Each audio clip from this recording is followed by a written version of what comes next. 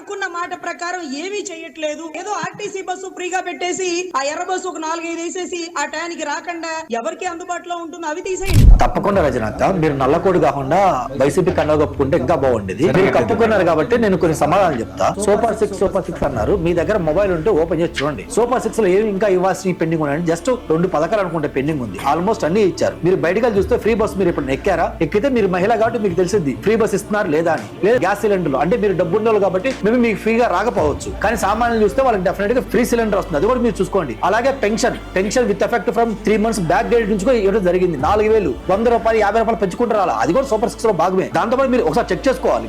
ఇంకా పోతే తల్లికి వందనం 10 బిడ్డకి 15,000 చెప్పారు, 13,000 ఇచ్చారు, 2,000 కట్ చేశారు. జగన్మోహన్ రెడ్డి గారు అదే చేశారు. అంటే ఇవి ఏ ఆగింది. అలాగే ఫార్మర్స్ డబ్బులు అన్నారు, ఇన్స్టాల్మెంట్ లో ఇస్తున్నారు. ఇంకేమాగింది?